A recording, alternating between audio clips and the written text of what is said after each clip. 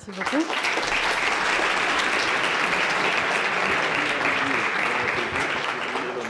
Je suis ravie d'être ici et j'aime beaucoup faire les maths le soir. Je déduis que vous aussi. Et je remercie les organisateurs de nous avoir donné cette occasion de faire les maths ensemble. Aujourd'hui, je vais parler des billards dans les pavages, mais avant qu'on se lance dans le sujet des billards dans les pavages, je propose un petit échauffement avec un problème du gâteau. Donc, le problème du gâteau est le problème suivant. Vous prenez un gâteau au kiwi et avec le glaçage. Kiwi, c'est parce que j'avais qu'un feutre vert à la maison, mais vous pouvez avoir gâteau au chocolat ou à la pomme ou à n'importe quel autre fruit de saison. Alors, vous prenez ce gâteau et vous coupez un morceau d'angle alpha, comme d'habitude. Vous le sortez avec votre spatule et vous le retournez et remettez à sa propre place. Vous ne le mangez pas. Donc, vous avez ce gâteau-là avec un petit morceau de kiwi qui est ressurgi sur la surface. Ce qu'on va faire, on va réitérer. Donc, on va prendre un morceau à côté. Donc, on déplace notre couteau. Et vous prenez un autre morceau de même angle alpha.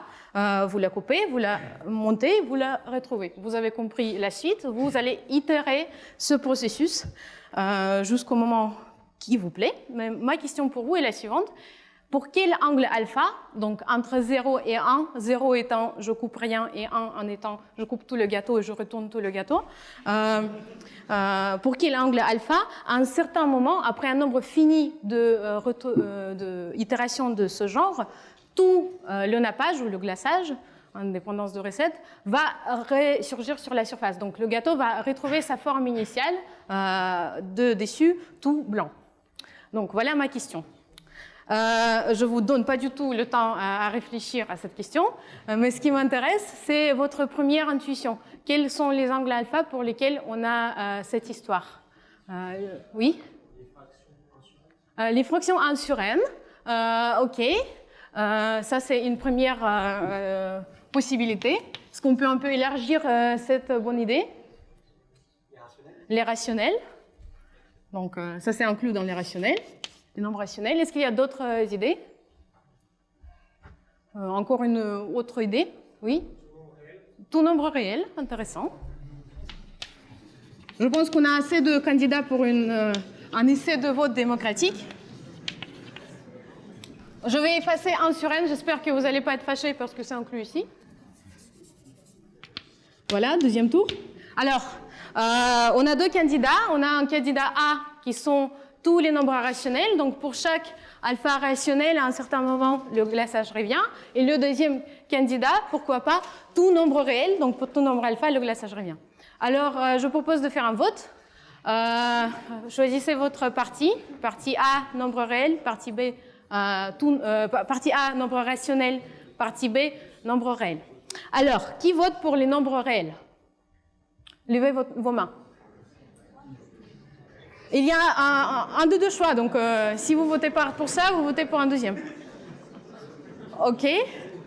Vous pouvez vous abstenir aussi. Et pour B, vous avez le main? Ah, OK, je dis B d'abord. Ah, OK, c'est ça. Et pour rationnel, alors? Ah, OK, je vois. Merci beaucoup pour votre remarque, sinon je commençais à être vraiment inquiétée. Alors, c'est très intéressant ce qu'on voit parce que j'ai proposé ce même problème il y a 6 mois à un comité des spécialistes en système dynamique et statistiquement, vous avez la même répartition dans un sens qu'une grande partie de vous pense que la bonne réponse est les nombres rationnels et une petite partie minoritaire de vous pense que la réponse est tout nombre réel. Je vous félicite parce que vous avez la même intuition que les mathématiciens professionnels et je suis très ravie de vous dire que dans ce cas, tous les deux, vous avez tort. La bonne réponse, c'est que le gâteau, donc le glaçage, ressurgit pour tout angle alpha, peu importe quel nombre c'est, rationnel ou irrationnel. Alors, ça c'est un petit secret, une petite surprise à la fois. On va essayer de comprendre pourquoi. Les organisateurs de ces soirées m'ont dit qu'il faut absolument faire au moins une preuve dans l'exposé. Donc, on va faire une preuve de ce fait, comme ça c'est fait. Alors, Comment on va faire ça? Alors, avant que je vous raconte l'explication, je propose d'adapter le langage des systèmes dynamiques et de passer, comment on dit, de langage de pâtisserie au langage pas plus précis, mais plus adapté peut-être pour cet auditoire. Alors, qu'est-ce qu'on va faire? On va prendre notre gâteau, qui est un disque, dont le bord est un cercle. Je vais couper le bord de ce gâteau dans un point, disons le point dans lequel vous mettez votre couteau au début. Et maintenant, votre gâteau, c'est un cercle, mais qui est paramétré par l'intervalle. Donc, le point 0 sur cet intervalle est ici, et après, je suis le bord du cercle. Ici, on a 1. Donc, 0 et 1 sur le cercle sont identifiés, mais pas sur l'intervalle. Qu'est-ce qui se passe quand on coupe notre petit morceau d'angle alpha et on le retourne? Au début, donc on découpe notre intervalle 0,1, qui est le bord de notre gâteau, en deux parties. La première partie se retourne sur elle-même, donc vous voyez ça sur le deuxième dessin. Et après, qu'est-ce qu'on fait? Après, on va répartir pour la prochaine coupure à partir du début de l'intervalle jaune. C'est-à-dire qu'en fait, on va faire une rotation d'angle moins alpha pour cette deuxième coupure. Vous pouvez vous dire de la façon suivante, quand je découpe mon morceau, je le retourne, je le remets à la place, après je me déplace pour mettre un couteau après un angle alpha, c'est équivalent au fait que je coupe un gâteau et après je tourne un gâteau pour ne pas me déplacer. Donc c'est ce qu'on fait ici dans ce troisième cas. Au lieu de nous déplacer, de placer le couteau au début au point alpha, on déplace le morceau coupé. Donc ça peut être un peu comment dire, déstabilisant de voir ces trois dessins parce que c'est le dessin de la même intervalle. Ce qu'on voit ici, c'est comment cet intervalle s'envoie vers elle-même par une application suivante de 0,1 vers 0,1. Si vous êtes sur l'intervalle 0 alpha, qu'est-ce que vous faites? Vous faites l'application 1 moins x. Donc vous vous envoyez à la fin de l'intervalle, ce qui est dessiné ici. Si x est entre alpha et 1, vous faites juste une translation au début de l'intervalle.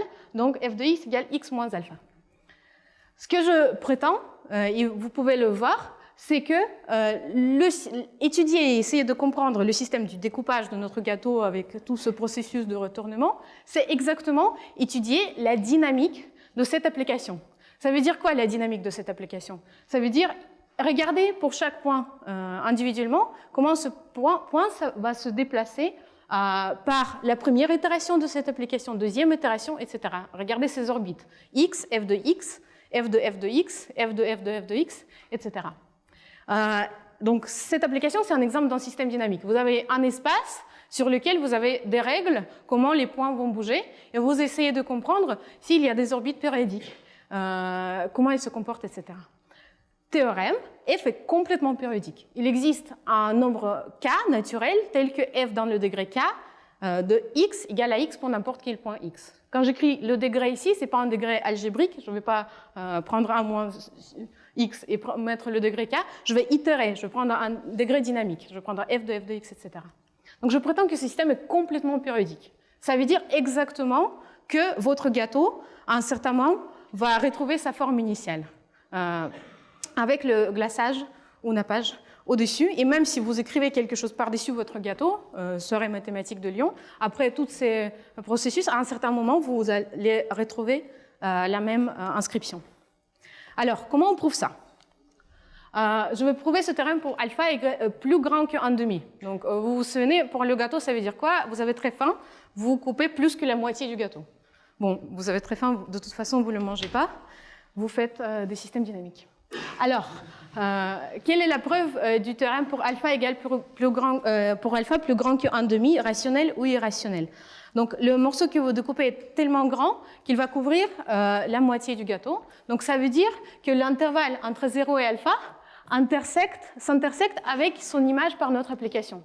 Vous voyez qu'il y a un intervalle entre 1 moins alpha et alpha qui s'envoie par notre application ou vers elle-même en faisant un retournement sur elle-même.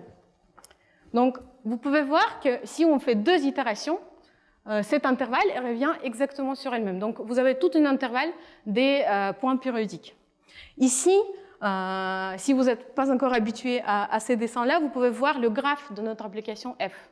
Vous avez une partie sur laquelle c'est une droite qui a une pente moins 1 et une partie sur laquelle la droite a une pente 1. Donc cette partie correspond à l'intervalle retourné et cette partie correspond à l'intervalle qui reste, qui n'est pas retourné. Donc vous voyez qu'au début, on a un intervalle de période 2. Qu'est-ce qui se passe avec deux autres intervalles? Remarquez d'ailleurs de même longueur, en moins alpha. Je prends l'intervalle 0 en moins alpha, où elle va après une itération de f et se déplace à la fin de l'intervalle, n'est-ce pas? Qu'est-ce qui se passe après? Remarquez qu'elle était retournée par l'application. Après, il va se déplacer dans l'intervalle jaune au début de l'intervalle. Il est toujours retourné, donc elle n'est pas retournée sur elle-même. Donc j'utilise le mot retourné dans deux sens différents, mais j'espère que vous me suivez. Donc il y a un intervalle qui s'est retourné et allé à la fin de l'intervalle. Après la deuxième itération, elle s'est déplacée au début de l'intervalle en étant retournée sur elle-même. Ici, je fais encore deux fois l'itération de f, l'intervalle revient vers elle-même. Donc vous voyez que ce système pour alpha est plus grand que 1,5 et 4 périodiques. Après 4 itérations, votre gâteau retrouve sa forme initiale. Vous pouvez vraiment l'essayer avec le gâteau et vous allez voir que ça marche. Alors, maintenant, qu'est-ce qui se passe quand alpha est plus petit que 1,5? En fait, tout pareil. Quelle était l'idée dans la preuve d'avant, ici? L'idée était de retrouver l'intervalle qui, après un certain nombre d'itérations de notre application f, se recouvre avec elle-même en faisant un retournement. C'est tout. Si vous avez cet intervalle, c'est un intervalle complètement périodique. Et après, par un sort de miracle, vous avez tout le système qui est complètement périodique. Ici, on va faire la même chose. Donc ici, je suppose que alpha est n'importe quel nombre plus petit ou plus grand que 1,5. Disons plus petit parce que pour plus grand, on a déjà prouvé. Regardons comment l'intervalle vert, avec ce triangle dessiné au-dessus, se déplace. L'intervalle 0 alpha, d'abord, il va à la fin de l'intervalle 0,1. Qu'est-ce qui fait la deuxième itération? La deuxième itération, regarde où est cet intervalle, il est maintenant ici. Maintenant, il est à la fin de l'intervalle jaune, donc il va se déplacer ici. Il va se mettre bout à bout avec son image précédente. Il va se mettre ici, après ici, après ici, et après ici. Et donc, à un certain moment, ce même intervalle 0 alpha va s'intersecter avec son image. Vous avez un certain nombre n, tel que fn de 0 alpha intersecte 0 alpha. Donc, vous retrouvez un intervalle qui revient vers elle-même, mais en étant retourné. Pourquoi? Parce qu'elle était retournée la première fois, et après, en restant toujours dans l'intervalle jaune, il n'a pas fait de retournement. Donc ici, vous avez un intervalle périodique, et vous voyez qu'en fait, on comprend la dynamique du système, pas que sur cet intervalle, mais sur tous ces prises images. Cet intervalle, il voyage comme ça. Elle revient sur elle-même en étant retournée et elle répète encore une fois un processus et elle revient sur elle-même.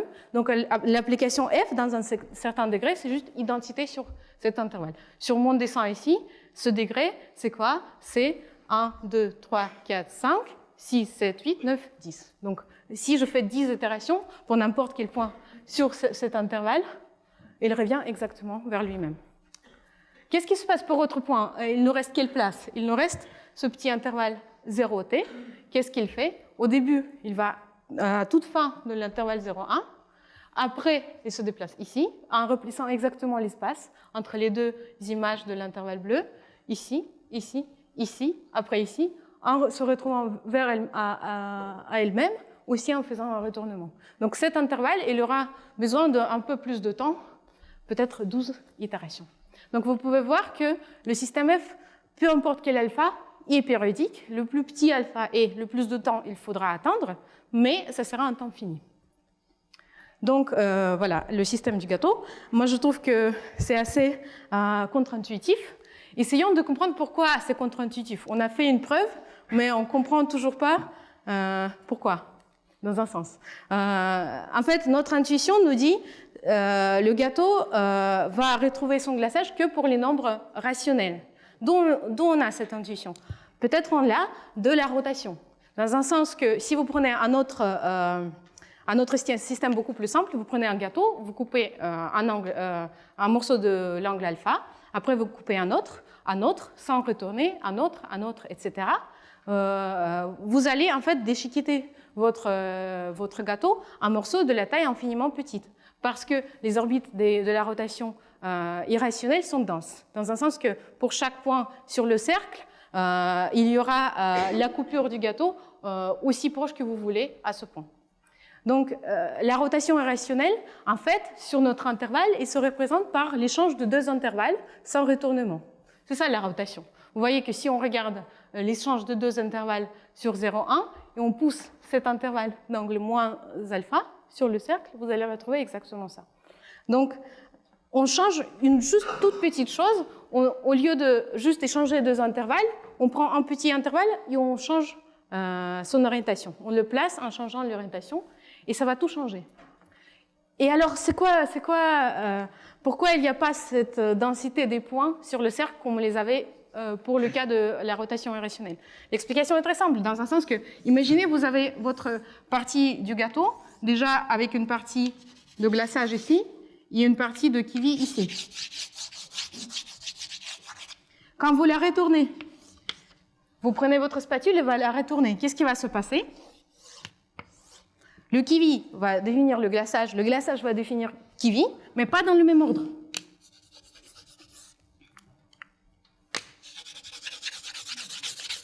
C'est ça ce qui se passe quand vous retournez le morceau de gâteau comme ça. Donc vous voyez que la coupure se déplace aussi quand vous retournez le gâteau. Donc vous n'allez pas avoir ce phénomène de densité de point alpha, ce point-là de coupure va se déplacer. C'est pour ça qu'il n'y a pas ce phénomène de densité. Ok, très bien. On s'est échauffé. Alors, pourquoi j'ai parlé de ce gâteau? Parce que je pense que c'est un très bon exemple d'un problème mathématique duquel vous pouvez parler avec votre famille et vos amis le jour de l'an, entre fromage et dessert. Mais avant que je vous présente des billards dans les pavages, je voudrais vous parler des billards mathématiques classiques. Pourquoi? Parce que comme avec ce système, pour être surpris, il faut être habitué. Donc les billards dans les pavages sont très surprenants, mais on ne peut pas vraiment être surpris si on n'est pas déjà habitué aux billards mathématiques standards. Donc je vais vous habituer. Alors c'est quoi un billard mathématique? Un billard mathématique, c'est un système dynamique qui s'inspire du jeu de billard en le simplifiant. Première chose, c'est que vous n'allez pas avoir de billes, ça sera les petits points. Donc les billes sont infiniment petites. Il n'y a pas de frottement, donc les trajectoires ne vont pas se ralentir comme sur la laine qui est habituellement posée sur le jeu de billard. Maintenant, la vitesse de votre poids va rester toujours pareille. Le module de la vitesse va rester toujours pareil. Et il n'y avait pas de poche sur la frontière de votre billard. La balle ne peut pas juste disparaître dans un billard mathématique. Et le but du jeu change. Le but du jeu n'est pas de gagner, mais de comprendre la dynamique de ce billard. Ici, j'ai mis une photo de ma collaboratrice Diana Davis qui a proposé d'étudier les billards dans les pavages, dont je vais parler bientôt. Alors, plus précisément, un billard mathématique, c'est quoi? Vous prenez une courbe dans un plan, assez lisse, différenciable, peut-être par morceau. Donc, par exemple, comme sur un exemple à gauche. Pourquoi j'ai besoin de la courbe différenciable? J'ai juste envie de savoir dessiner les tangentes à notre table de billard. Vous prenez, donc le billard, c'est aussi un système dynamique qui est défini sur les couples, un couple d'un point sur notre courbe et un vecteur qui pointe dans la direction à l'intérieur du billard, parce qu'on a quand même envie de jouer à l'intérieur. Donc vous allez dire les vecteurs qui dont le produit scalaire positif avec la normale intérieure. Donc à chaque couple X, V, où V c'est un vecteur qui rentre à l'intérieur de notre billard, vous associez un autre nouveau couple que vous voyez représenté en haut. Ce couple il est défini comment? Vous suivez la direction de la bille, vous arrivez dans un nouveau point de votre surface, et vous reflétez par la loi de Billard, qui est l'angle de réflexion est égal à l'angle de l'incidence. Donc les angles que notre trajectoire fait à la tangente sont égales au début et au départ. Vous pouvez aussi définir le flow du billard, c'est la généralisation de cette idée-là, mais en regardant plus précisément aussi comment la trajectoire se promène à l'intérieur du domaine. Donc le billard lui-même, il est défini en quelque sorte sur la frontière de notre courbe, et le flow est défini aussi à l'intérieur.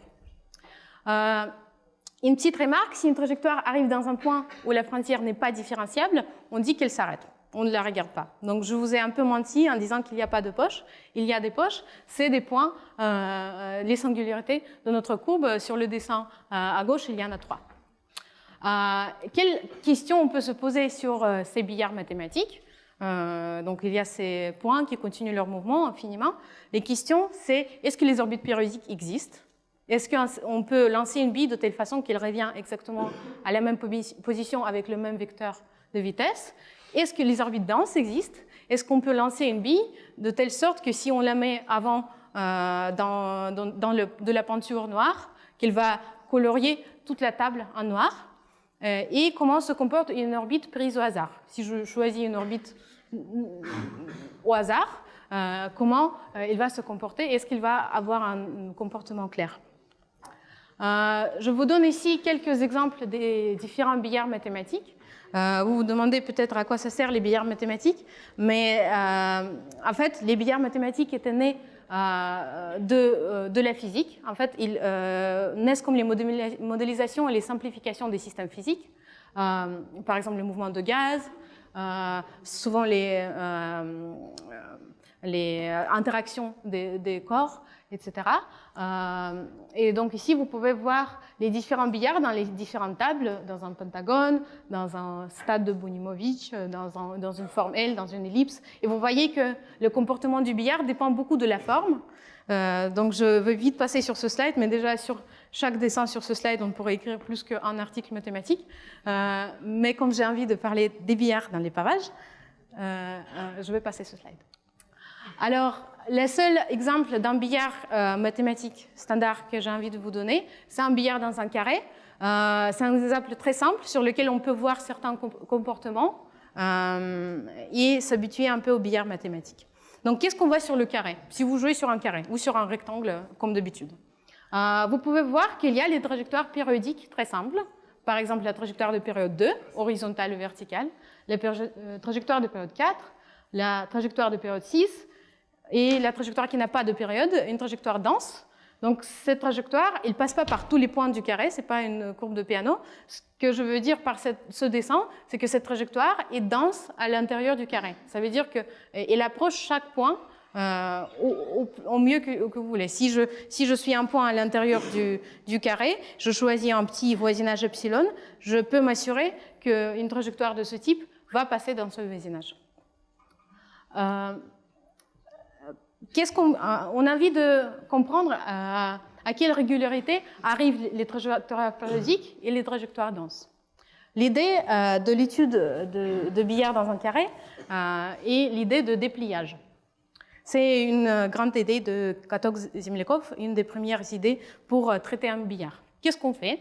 Au lieu de prendre une trajectoire et regarder cette trajectoire, et au lieu de changer de la direction, ce qu'on va faire, chaque fois qu'on arrive au bord du billard, on va, au lieu de changer de direction de trajectoire, continuer dans la ligne droite, dans la trajectoire, mais déplier notre table. Comme on est dans le monde mathématique, on peut se permettre ce genre de choses. Alors, on déplie notre table à côté, on continue, la trajectoire va se retaper dans un autre côté, et on va déplier le table aussi par rapport à ce côté dans lequel la trajectoire tape, etc., etc. Donc comme ça, vous voyez que vous dépliez votre carré et votre trajectoire est une droite dans un réseau de carrés et les carrés par lesquels elle passe codent exactement le comportement de trajectoire initiale. Exercice, les orbites périodiques correspondent exactement aux droites qui ont une pente rationnelle. Donc, vous pouvez voir que de cette façon, on arrive à prouver que les orbites périodiques sont rares, comme sont rares les droites avec les pentes rationnelles. Donc, il y a très peu d'orbites périodiques pour un billard dans un carré. Dans un sens que si vous lancez une orbite au hasard, il va plutôt faire ça que ça. Il va plutôt remplir le carré densément que se retrouver sur le même chemin. Et en fait, cette idée que les orbites périodiques sont peu nombreuses, on la retrouve dans beaucoup de situations pour les billards mathématiques. Donc, dans notre théorème pour le carré, on a vu quoi? On a vu que presque toute orbite d'un billard dans un carré n'est pas périodique, et même plus, elle est dense dans un carré. Et pour les billards mathématiques, en général, il y a cette...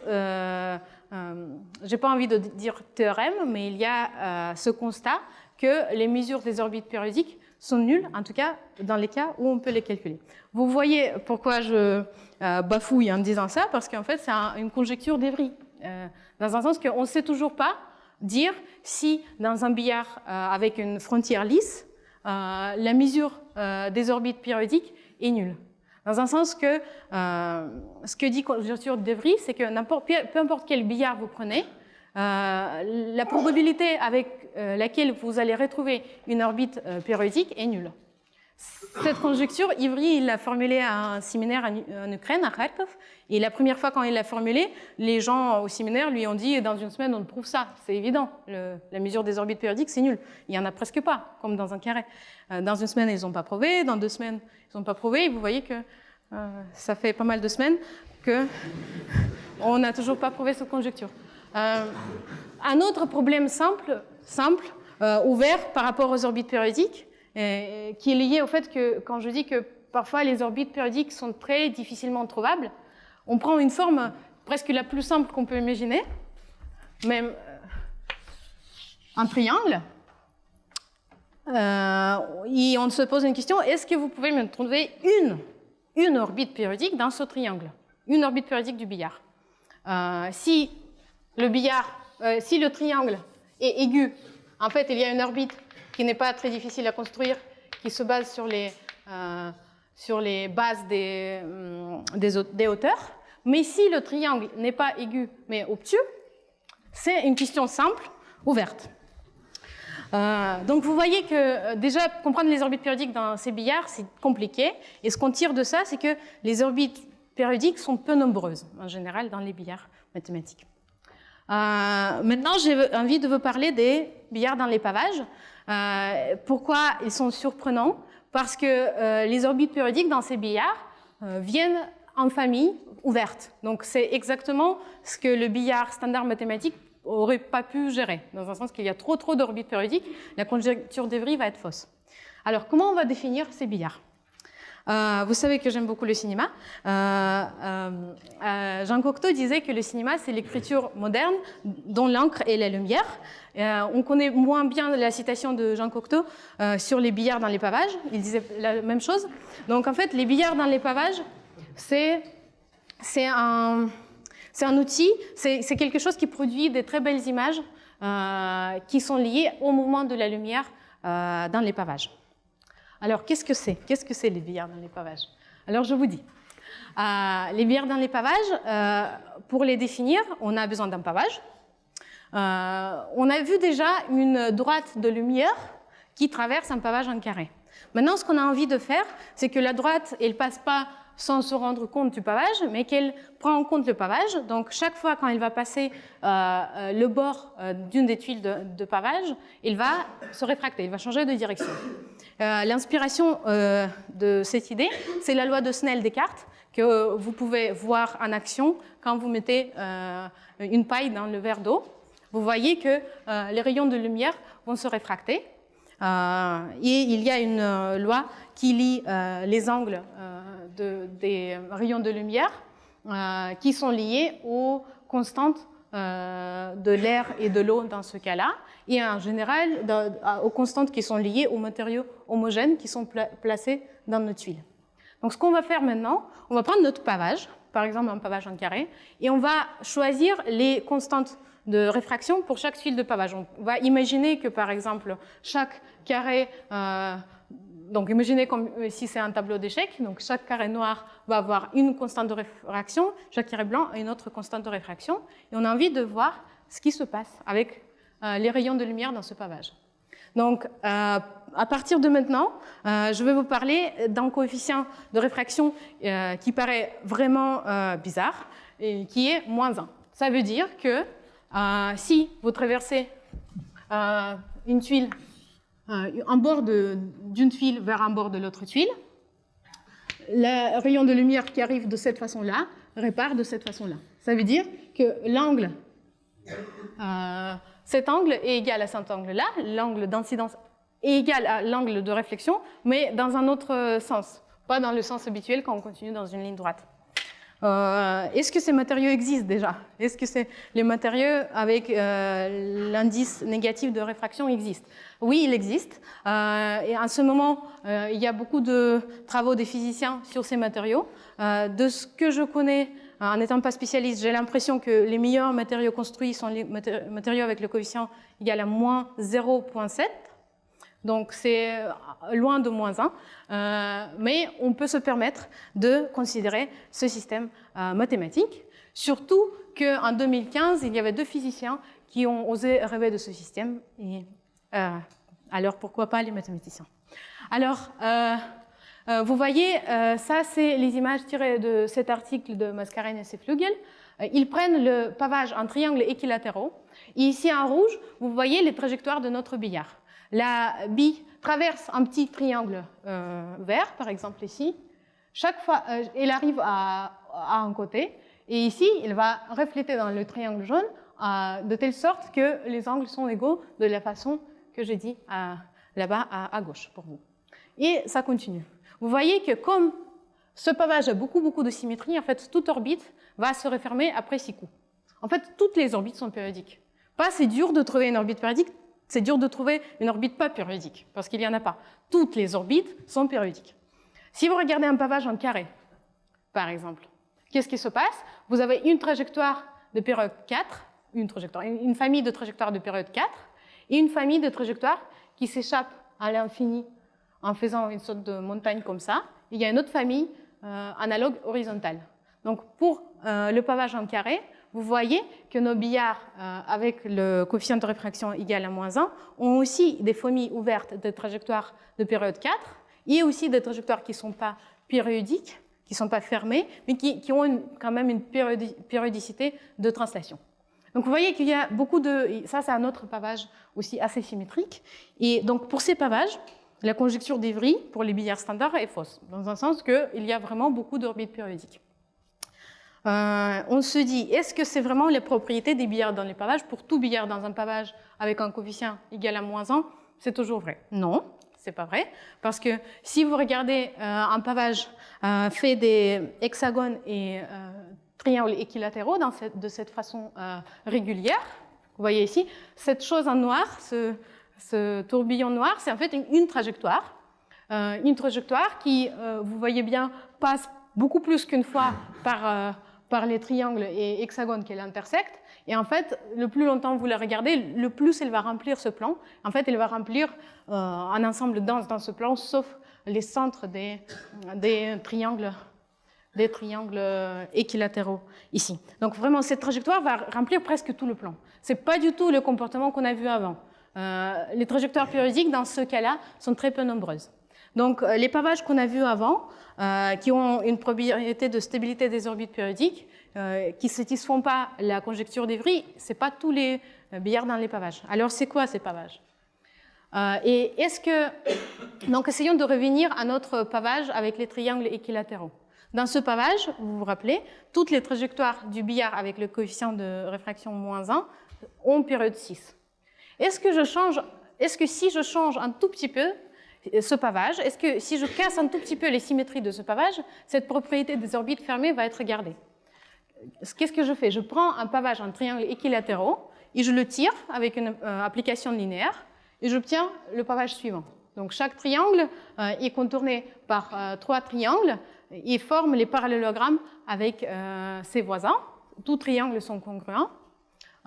Est-ce que dans ce pavage, maintenant, la propriété des orbites périodiques, la stabilité des orbites périodiques va être vraie? Est-ce que les orbites périodiques ici viennent aussi par famille, ou en cassant la symétrie, je vais tout casser et je vais retourner à une sorte d'horreur comme ici?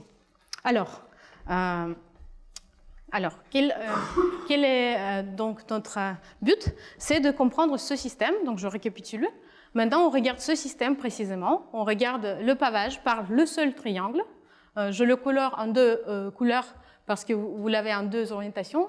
Et vous regardez les trajectoires de ce billard, de billard avec le coefficient de réfraction égal à -1 dans ce pavage. Qu'est-ce qui va se passer?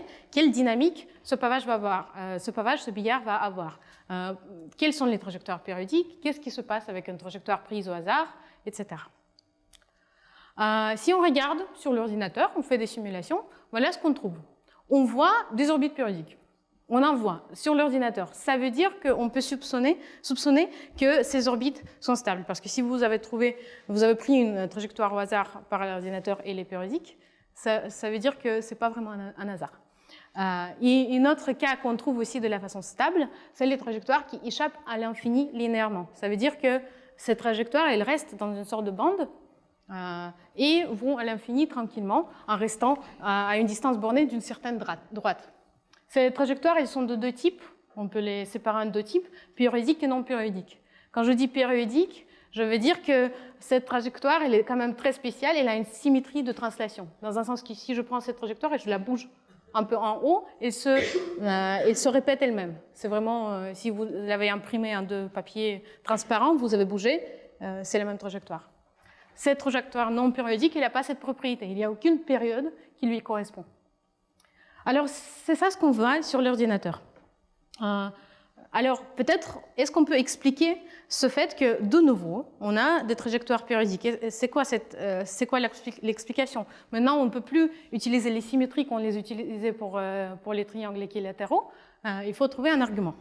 Et cet argument a été trouvé en 2018. Donc ça, c'est une autre chose que je voulais vous dire. Ce domaine est très, très nouveau.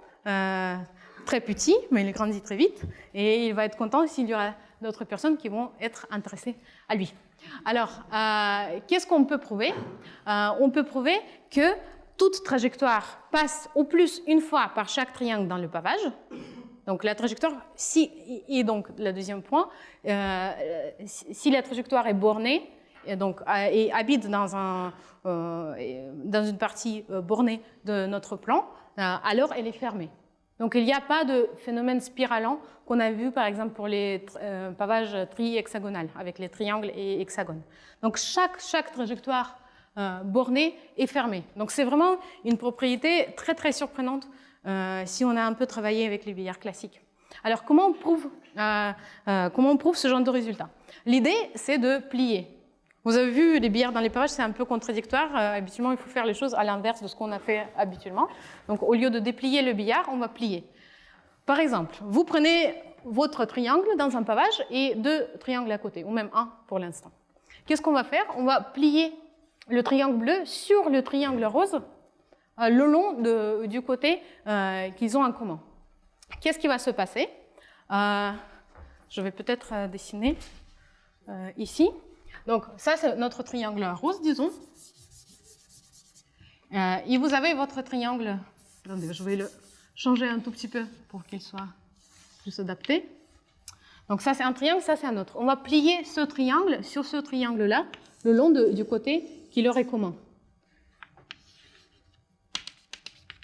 Ça va faire quelque chose comme ça. Vous voyez que ces 4 points habitent sur le même cercle.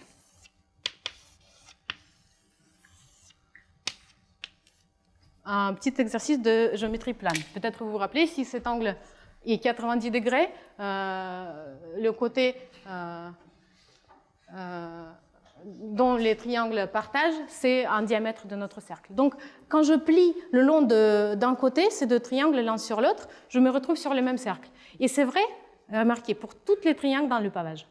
Vous pouvez voir en bas ce que je veux faire ici avec mes mains. Comme c'est petit, c'est mieux de regarder sur la vidéo. J'espère qu'il va marcher. Ok, super. Donc, vous prenez la trajectoire et vous pliez le pavage. Et ça se plie. Ça se plie sur un cercle. Ça se plie sur un cercle. C'est le même cercle, voilà. Et vous voyez que les trajectoires brunes, donc les triangles bruns, pardon, et les triangles bleus, ils se retrouvent des côtés différents de notre cercle, ce qui est logique dans un sens que chaque fois que vous pliez, vous changez d'orientation, donc vous changez de côté. Ça, c'est la première idée. Ce qui est important ici, dans cette idée, je relance, c'est que notre trajectoire, comme elle était définie, elle va se plier, si vous avez une vision très bonne et en plus transparente, vous voyez que la trajectoire se plie sur la même droite. Pourquoi? Parce que c'est défini comme ça, le billard est défini comme ça. Comme les angles de la trajectoire, quand il passe d'un triangle à l'autre, étaient égaux. Maintenant, quand je le plie, ce triangle sur celui-ci, la trajectoire va retomber sur la même corde dans notre cercle, mais changer de direction. C'est vraiment, on l'a construit comme ça pour que cette construction puisse être faite. Donc, vous voyez que tous les triangles se plient sur le même cercle. Les morceaux de notre trajectoire se plient sur la même corde dans ce cercle. Donc, sur ce dessin-là, la trajectoire, maintenant, si on la regarde, elle va faire quelque chose comme ça. Elle va faire les allers-retours sur le même segment. Donc, c'est bien pratique pour nous, dans le sens qu'avant, on changeait la direction de la trajectoire, mais le pavage ne bougeait pas. Maintenant, le triangle va en quelque sorte sauter, mais la trajectoire va rester sur la même droite. Et le troisième point très important, la place de chaque triangle plié est bien définie dans le cercle. Qu'est-ce que je veux dire par ça? Je veux dire que quand je plie les triangles comme ça, vous pourriez me dire, Olga, si tu plies comme ça en suivant un certain chemin dans ton pavage, ton triangle va se retrouver dans une certaine position sur le cercle, et si tu suis un autre chemin, il va se retrouver ailleurs. Alors, quelle position tu choisis? C'est vrai qu'en ce cas, je serais bien embêtée, mais ça n'arrive pas. Pourquoi? Pourquoi chaque triangle a sa place fixée sur le cercle? Parce que, regardez, c'est clair pour... Pourquoi c'est déjà clair pour ce petit chemin? Si je prends ce triangle, je l'ai mis dans un cercle, et maintenant je vais faire un tour de ce sommet, et je vais regarder en pliant le long de ces arêtes-là, et regarder où ce même triangle va se replier à la fin. Mais vous voyez que cet angle-là, plus cet angle-là, plus cet angle-là, égale à cet angle-là, plus cet angle-là, plus cet angle-là, égale à pi, à 180 degrés, juste parce qu'on a décidé le pavage de cette façon-là. Donc, vous voyez que, en quelque sorte, les triangles bleus et les triangles roses ont la somme des angles qui correspondent à ce sommet égale à pi. Donc, quand vous pliez vos triangles, qu'est-ce qui se passe? Vous pliez un triangle comme ça, après un autre comme ça, après un autre comme ça, après un autre comme ça. Et le fait que le triangle va se retrouver sur la même position, ça va se jouer sur cet équilibre entre les angles autour du sommet. Et comme l'équilibre est préservé, comme les deux sommes sont égales exactement à 180 degrés, le triangle va se retrouver sur la même position sur ce petit tour du sommet. Mais maintenant, si vous prenez deux chemins, les deux chemins, c'est plus ou moins la somme des tours autour des sommets. Donc, ça va être vrai aussi. Donc, vous avez les triangles qui sont bien placés sur votre cercle, une trajectoire qui traverse votre cercle, et cette trajectoire suit d'un triangle à l'autre. Ça vous prouve en fait que si vous avez une trajectoire qui revient dans le même triangle il est bien placé sur le cercle, et il est obligé de revenir là où la droite est dessinée. Donc, il n'a aucun autre choix que de se refermer. Donc, cette idée de pliage vous prouve directement ce théorème. Maintenant, j'ai envie de vous rappeler le gâteau, que j'espère que vous n'avez pas encore oublié. On a regardé au début ce problème du gâteau, quand on sortait un petit morceau du gâteau et on le retournait. Ce que j'ai envie de vous dire, c'est que cette idée du pliage, quand on se retrouve sur le cercle de nouveau, nous aide à réduire le système initial, le billard, donc un système en dimension 2, à un système en dimension 1, en regardant comment le triangle va bouger par rapport à la trajectoire. Donc en fait, ce système, si on réfléchit un tout petit peu plus, je vous ai donné presque toutes les informations avec ce pliage, c'est exactement le problème du gâteau, dans une forme un tout petit peu plus complexifiée. Le problème est maintenant le suivant. Je coupe le gâteau en 3 parties, tout le gâteau, 3 parties qui sont en fait liées aux angles de notre triangle. Je sors chacune des parties et je les retourne. Ça, c'est la deuxième étape. Et la troisième étape, je tourne toute cette construction dans un certain angle, alpha. Voilà, donc ça, c'est le nouveau problème du gâteau. Vous prenez le gâteau, vous le découpez en 3 parties, pourquoi pas, vous le retournez chacune, et et après vous le tournez dans certains angles fixés alpha, et après vous recommencez avec les mêmes tailles des parties et le même angle alpha, et vous demandez est-ce que le nappage revient, qu'est-ce qui va se passer avec mon gâteau, etc. Et en fait, c'est pas vrai que le nappage va revenir toujours, malheureusement, mais ce qui est vrai, c'est que si vous prenez quelqu'un qui va être responsable d'une certaine zone du gâteau, il faut bien choisir cette zone. Et il regarde que cette zone-là. Dans cette zone-là, le nappage va revenir. Donc, le gâteau ne va pas être reconstitué complètement, mais si vous regardez que ici, dans cette zone-là, ici, vous allez voir le petit bout de l'inscription soirée mathématique de Lyon. Donc, vous voyez un petit bout de l'écriture revenir régulièrement. Ça, ce que j'ai dit, va être vrai pour presque tous les paramètres. Pas toujours. Si vous tombez vraiment très mal, vous allez retrouver le même phénomène comme dans la rotation irrationnelle. Votre gâteau va être complètement déchiqueté. Donc, ce que je veux dire, c'est qu'étudier ce nouveau système, c'est exactement étudier un problème du gâteau un peu complexifié. Et on arrive à prouver que chaque trajectoire, pour presque chaque triangle, pour presque chaque triangle, presque toute trajectoire, cette trajectoire est soit périodique, soit échappe à l'infini de la façon linéaire. Donc, et là, c'est deux comportements qu'on a vus sur l'ordinateur. Donc, ces deux comportements, maintenant pour nous, dans notre monde des billards dans les pavages, ce sont des comportements, on va dire, normaux. C'est presque tout le monde fait comme ça. Mais il y a ces trajectoires un peu bizarres dont j'ai envie de vous parler. C'est une sorte de famille exceptionnelle qui arrive très rarement. Donc, vous ne pouvez pas la retrouver de la façon au hasard, mais en réfléchissant, vous pouvez la rattraper. C'est une famille exceptionnelle de triangles et des trajectoires de ces triangles qui échappent à l'infini. Donc, c'est les trajectoires qui ne sont pas fermées, mais qui échappent à l'infini de la façon non linéaire. En fait, c'est les trajectoires qui vont spiraler à l'infini, voilà, et aller où ils veulent, mais pas rester dans une bande. En fait, elles vont petit à petit remplir tout le plan.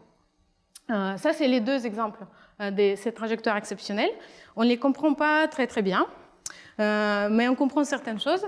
Par exemple, il y a une conjecture que pour cette famille, les trajectoires correspondantes vont passer par chaque triangle dans le pavage. Ils ne vont pas manquer les triangles. Vous avez vu qu'avant cette trajectoire, il manque beaucoup de triangles. Ils passent que par 6 triangles. Les trajectoires de ce type-là, ils vont passer par tous les triangles.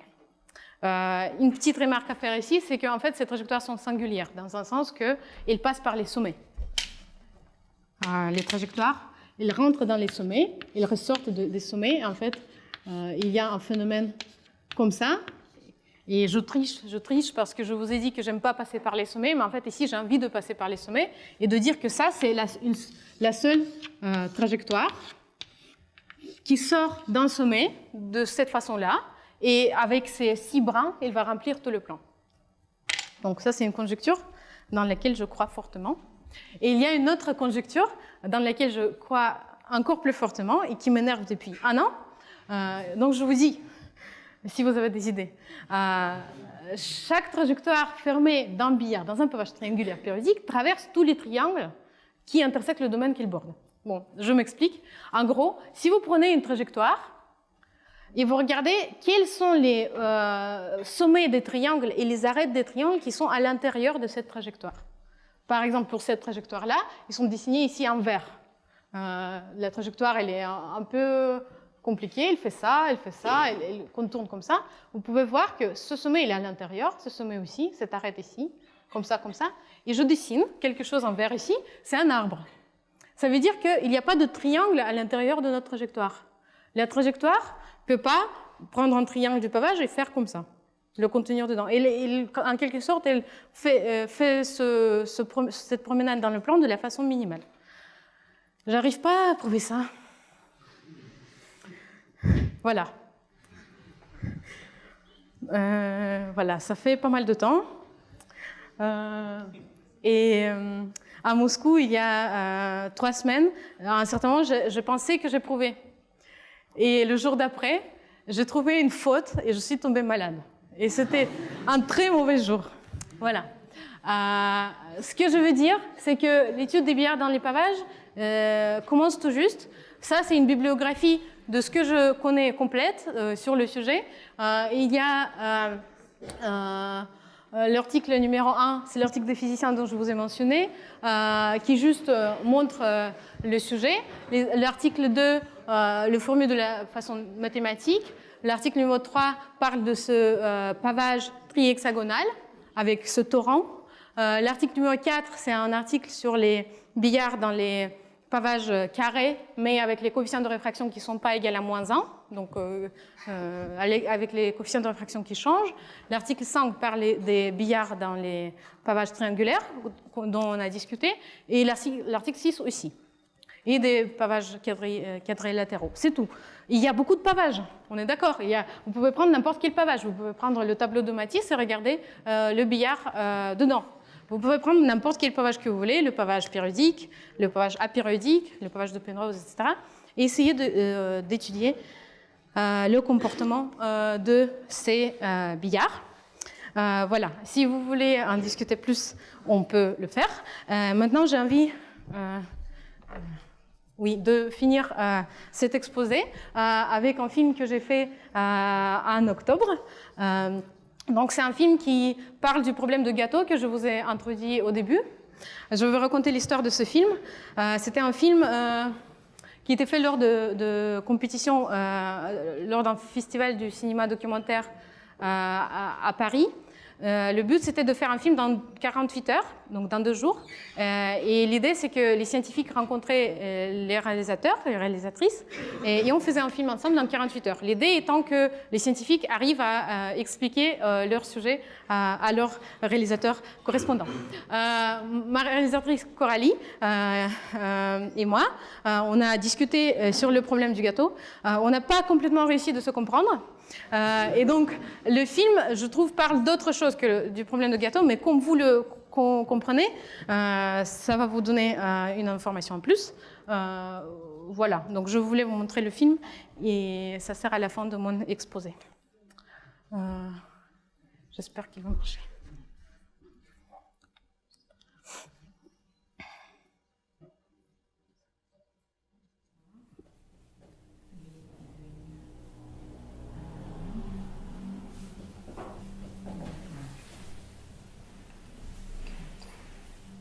C'est dur, hein? C'est pas facile, hein? Je réfléchis et tout.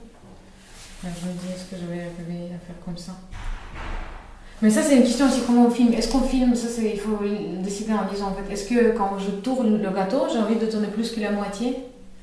Est-ce qu'on le filme comme ça? Ou est-ce qu'on le filme presque tout le gâteau? Ça dépend, c'est un choix à faire. Est-ce qu'on pourra tourner tout le gâteau?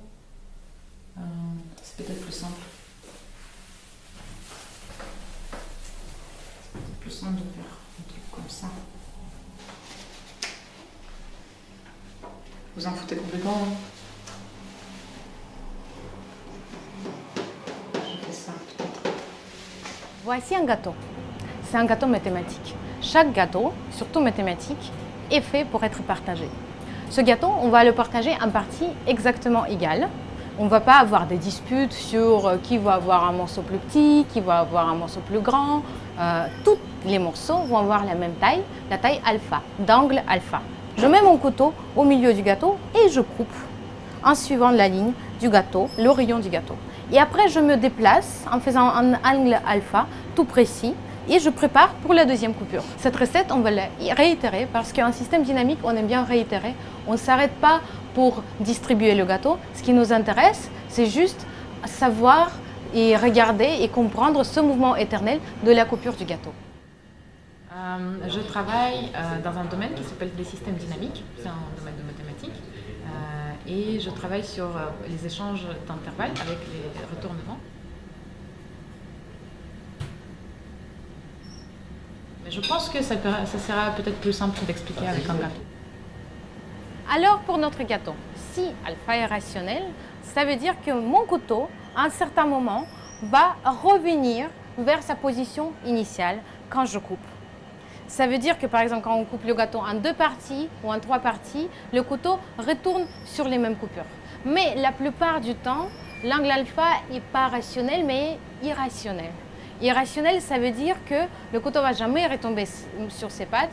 Et même pire, les parties qu'on va couper de cette façon-là vont devenir de plus en plus petites. En fait, infiniment petites. Le gâteau, c'est la façon d'utiliser le langage de la pâtisserie, qui est le langage plus partagé que le langage de mathématiques et des échanges d'intervalles, pour en fait expliquer la même idée. C'est juste les maths, mais formulées avec un langage simple, j'espère assez pour qu'on puisse en fait avoir ces idées. On va le prendre et on va retourner ce morceau du gâteau comme ça. Voilà. Et passer à l'étape suivante, mettre le couteau à la coupure suivante. La question maintenant, c'est bien sûr comment on fait des systèmes dynamiques. On se demande si je continue à faire ce processus, est-ce qu'à un certain moment, le nappage revient vers le haut. Vous voyez, ici, il y a du chocolat, ici du nappage. Donc, est-ce que le nappage qui était donné au début à nous va revenir à la fin? C'est ça la question. Mais moi, personnellement, j'aime travailler avec ces objets abstraits parce que c'est comme des nouvelles recettes, des nouveaux ingrédients qui donnent un peu plus de goût à la vie. Alors, c'est peut-être maintenant pas très clair en pratique, mais ce que j'ai compris théoriquement, c'est qu'après un nombre fini de retournements comme ça, avec le même angle alpha, en fait, tout le chocolat disparaissait en bas et tout le nappage revenait en haut. Donc en fait, le système est complètement périodique. Pour n'importe quel alpha, si on fait ce processus de découpage du gâteau, en fait, tout le nappage revient et ressurgit sur la surface. Et ceci, c'est un théorème de Keene de 1975. Je pense que dans la recherche, il y a quelque chose qui ressemble à une histoire d'amour. Ce qui est difficile, surtout avec les mathématiques, c'est que cette histoire d'amour s'écrit dans un langage particulier, établi depuis des siècles. Et donc cette histoire, parfois, je me sens un peu seule parce que c'est compliqué de la partager avec des gens qui ne sont pas mathématiciens. Donc je pense qu'il y a cette idée de l'amour, sûrement de la passion, mais qu'on a envie de partager. Et qu'on essaye de partager. Parce que les mathématiques, ce n'est pas un amour à deux, c'est quelque chose qui se partage.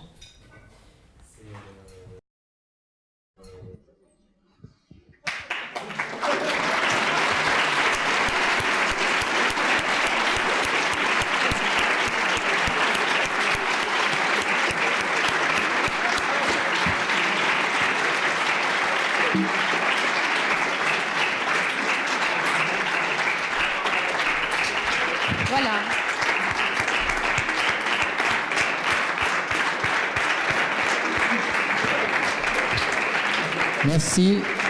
Merci beaucoup Olga. Donc après avoir martyrisé le gâteau à la crème, tu vas pouvoir répondre aux questions. Alors allez-y, la séance de questions est ouverte. Je vous donnerai le micro pour que les questions soient enregistrées. 1, 2, 3. Oh pardon. Non mais vas-y du coup. Bonsoir. Bonsoir. Je voulais vous poser une question concernant le billard carré que vous avez évoqué en début de conférence, concernant le fait qu'on avait des trajectoires ou périodiques ou denses dans le carré, et même équiréparties, il me semble. Et même Équiréparties dans le carré. Oui, en effet. Et je voulais savoir si vous pouviez me donner des informations concernant le lien qui pourrait exister entre la vitesse de remplissage du carré et le choix du nombre irrationnel, de la pente irrationnelle. Et voilà. Ok, la vitesse de remplissage. Les vitesses de remplissage. Ok. Ça veut dire quoi exactement? Ça veut dire, il y a ce phénomène de équidistribution déjà. Est-ce que ça répond pas à la question de vitesse de remplissage? C'est parce qu'il me semble que c'est un lien aussi avec la décomposition en fractions continues de l'irrationnel qu'on a choisi comme pente. Et les quotients partiels de la fraction vont nous permettre de remplir plus rapidement le carré, il me semble. Oui. Oui, c'est vrai que quand on regarde plus précisément les rotations du cercle, c'est vrai qu'il y a les nombres qui ont des propriétés. Il faut regarder les propriétés arithmétiques, en effet, des nombres alpha de rotation. Et c'est vrai que, par exemple, il y a les nombres qu'on aime bien en dynamique, qui sont les nombres diophantiens, par exemple, qui sont les nombres qui se rapprochent pas très bien des rationnels. Donc, par exemple, pour ces nombres, on a certaines propriétés de stabilité, par exemple, de ce genre de système, etc. Donc c'est vrai que si on veut regarder plus en détail la façon comment se comporte même ce système simple et surtout comment se comportent ces perturbations, c'est vrai qu'en ce moment, il faut regarder les propriétés arithmétiques de ce nombre-là, alpha.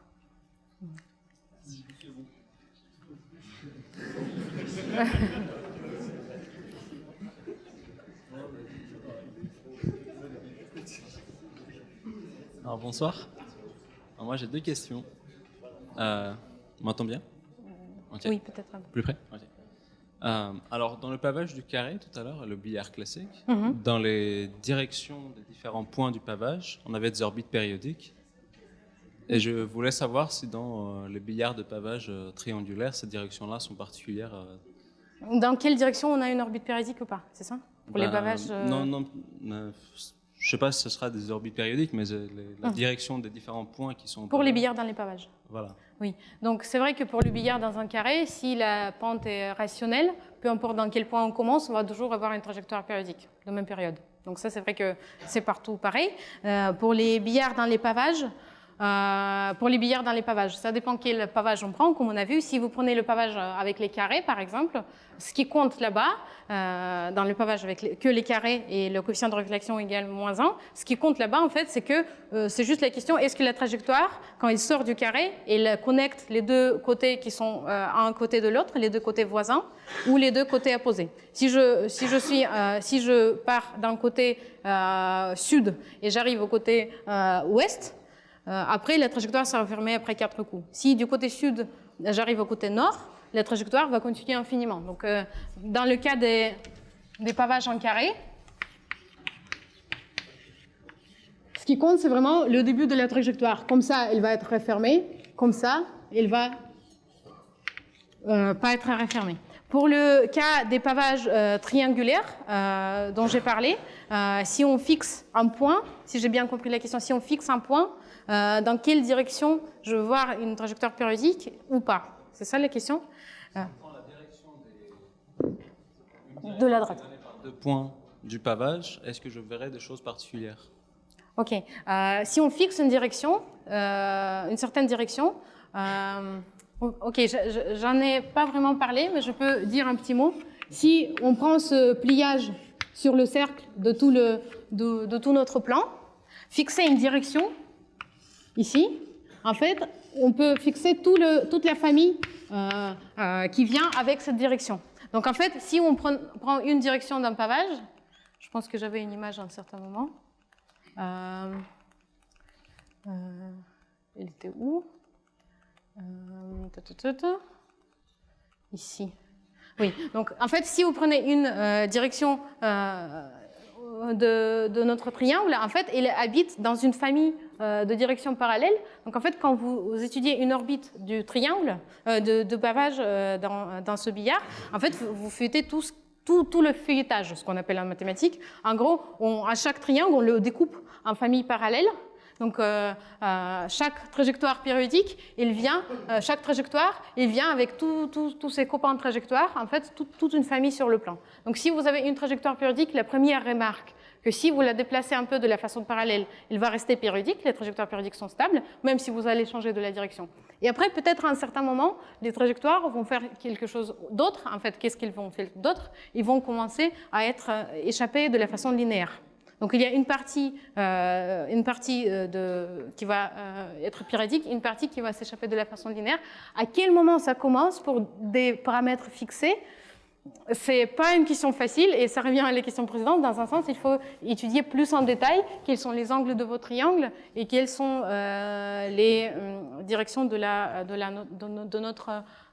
notre droite parallèle taux. C'est vraiment dans les propriétés arithmétiques qu'on retrouve les comportements des trajectoires. Par exemple, je peux dire sur les trajectoires, ces trajectoires bizarres dont j'ai parlé, les trajectoires qui arrivent très rarement.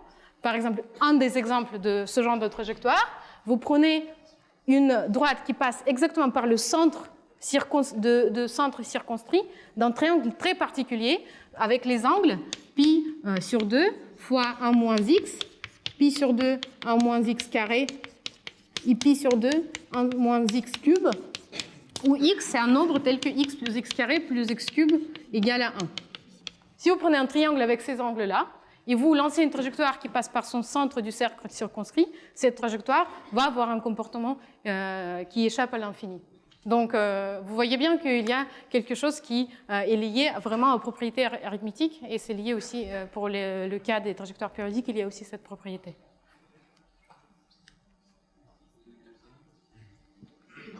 J'ai une deuxième question du coup. Si on prend un pavage triangulaire, mais non planaire cette fois, mais hyperbolique, OK. est-ce que ça serait différent ou pas? Le théorème de Diana Davis est... Donc, une deuxième question, c'est une question sur pourquoi on se restreint au plan au lieu de prendre un plan hyperbolique, par exemple, avec une autre géométrie. Si on prend une autre géométrie, une géométrie hyperbolique, on prend le pavage. Le pavage va avoir déjà une autre structure combinatoire. Ici, le pavage a une sorte de structure d'un groupe abélien, de Z2. Le pavage hyperbolique, il va avoir l'air d'un arbre. Il va se répandre dans une autre, de l'autre façon. Donc en fait, si vous prenez ce pavage, vous regardez ce que fait notre billard dans ce pavage, en fait, il va choisir une sorte un des brins d'arbre, il va se perdre dedans. Il est quasiment impossible pour lui de refinir sur ses pattes, et on peut le voir très directement juste en dessinant le pavage. Donc, dans un sens, dans ce cas-là, pour ce problème, en tout cas pour l'instant comment je le vois, il est moins intéressant sur le plan hyperbolique que sur le plan euclidien. Mais peut-être il y a des façons de le formuler qui soient intéressantes. Ça, je n'exclus pas.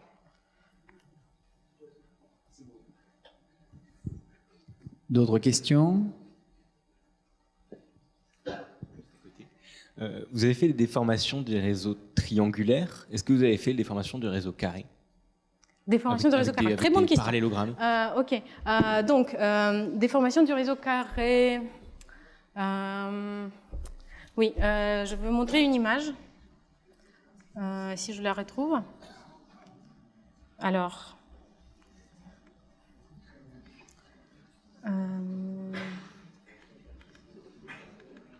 Une seconde.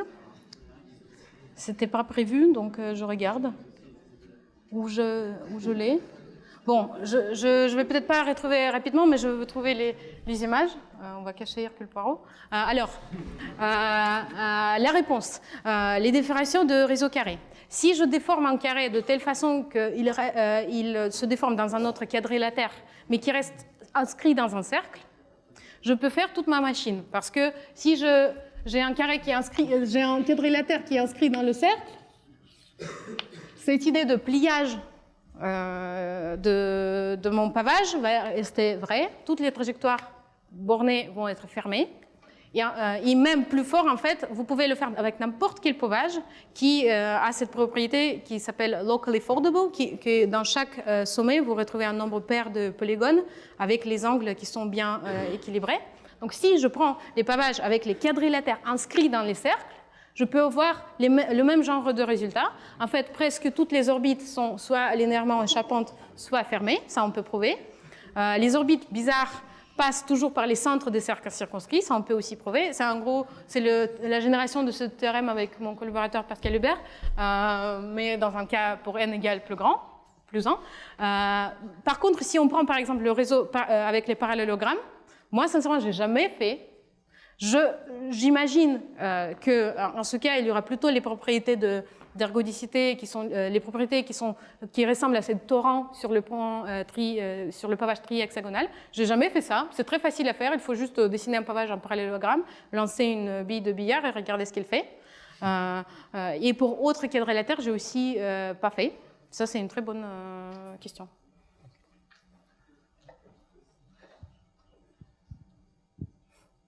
Alors, est-ce qu'il y a encore des questions?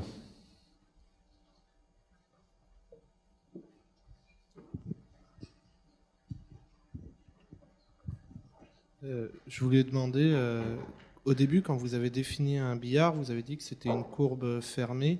qui est différenciable par morceau, et les points où elle n'est pas différenciable, c'était un peu les poches dans le vrai billard. Et est-ce qu'il est possible de construire des billards où toutes les courbes, toutes les trajectoires possibles finissent dans une justement de ces poches, dans un de ces points qui n'est pas différenciable? Finissent dans un de ces points. Singulier. Oui. Donc le billard vraiment très mauvais, c'est ça? Oui. Ok, c'est une bonne question. J'ai un souvenir que c'est possible qu'on peut construire une billard assez mauvais pour que la trajectoire soit perdue dans dans une sorte de trou. Pas vraiment parce qu'il tape dans une poche, mais parce que les courbes sont construites de cette façon que la trajectoire, en gros, s'en sort pas. Il fait quelque chose comme ça. De cet exemple, je m'en souviens. Par contre, pour que toutes les trajectoires finissent dans les poches, si le nombre des poches est fini, non, parce que je prends un point qui n'est pas une poche et je lance une trajectoire. Non, c'est pas vrai. Je sais pas. Je sais pas.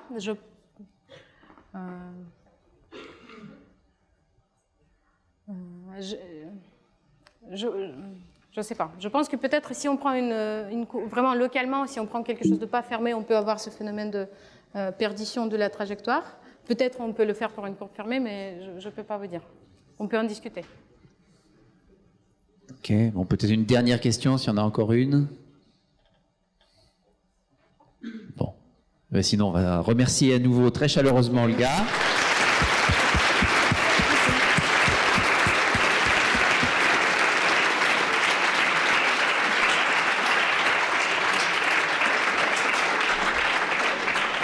Alors, annonce de la prochaine soirée mathématique lyonnaise. Donc, elle aura lieu le 4 février à l'ENS de Lyon.